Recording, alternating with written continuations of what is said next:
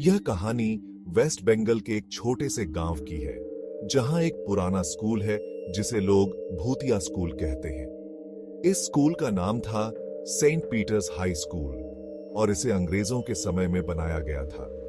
यह स्कूल एक समय में बहुत फेमस था, लेकिन अब यह बंद है और खंडहर बन गया है।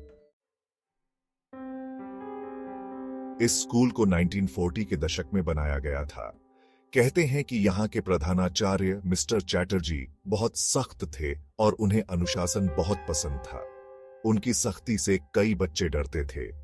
एक दिन एक छात्र सबरोटो प्रधानाचार्य की सख्ती से परेशान होकर स्कूल की छत से कूद गया और मर गया। इस घटना के बाद से ही स्कूल में अजीबोगरीब घटनाएं होने लगी। लोग कहते हैं कि सबरोटो का भूत स्कूल में भटकता रहता है। 2015 में कुछ लड़के और लड़कियों ने स्कूल की भूतिया कहानियों के बारे में सुना और सोचा कि क्यों न सच्चाई पता लगाई जाए। ये सब कॉलेज के स्टूडेंट्स थे और अंधविश्वास पर यकीन नहीं करते थे। उन स्टूडेंट्स के नाम थे रोहित, सुजाता, अयान और ममता। रात का समय था, चारों ओर सन्नाटा था। स्टूडेंट्स टॉर्च और कैमरा लेकर स्कूल में घुसे। स्कूल का दरवाजा टूटा हुआ था और अंदर सब कुछ धूल से भरा था। जैसे ही वे अंदर गए, उन्हें एक अजीब सी ठंडक लगी। उन्होंने एक पुराने क्लासरूम में जाकर बैठने का फैसला किया। कमरे में पुरानी डेस्क और बेंच पड़ी थीं। अचानक उन्होंने सुना कि कोई दरवाजा खटखटा रहा है।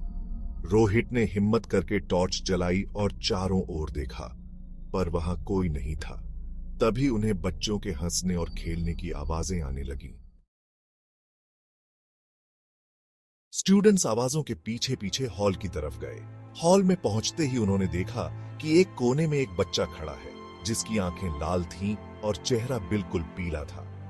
बच्चा धीरे धीरे उनकी ओर आने लगा। स्टूडेंट्स के दिल जोर जोर से धड़कने लगे। उन्हें समझ आ गया कि यह सुब्रोटो का भूत है। सुब्रोटो के भूत ने धीरे से कहा, तुम यहां क्यों आए हो? सुजाता ने कांपते हुए कहा, हम सिर्फ सच्चाई जानना चाहते थे। भूत ने कहा, यहां से चले जाओ और कभी वापस मत आना। स्टूडेंट्स तेजी से स्कूल से बाहर भागे। उन्होंने गांव में पहुंचकर राहत की सांस ली। सबने देखा कि रोहित का चेहरा बिल्कुल सफेद हो गया था और वह बहुत कांप रहा था। उन्होंने अपने घर वालों को सारी घटना बताई और कहा कि स्कूल में सचमुच भूत है। उन्होंने सबको चेतावनी दी कि कोई भी दोबारा वहां न जाए। इस घटना के बाद स्टूडेंट्स का जीवन पूरी तरह से बदल गया।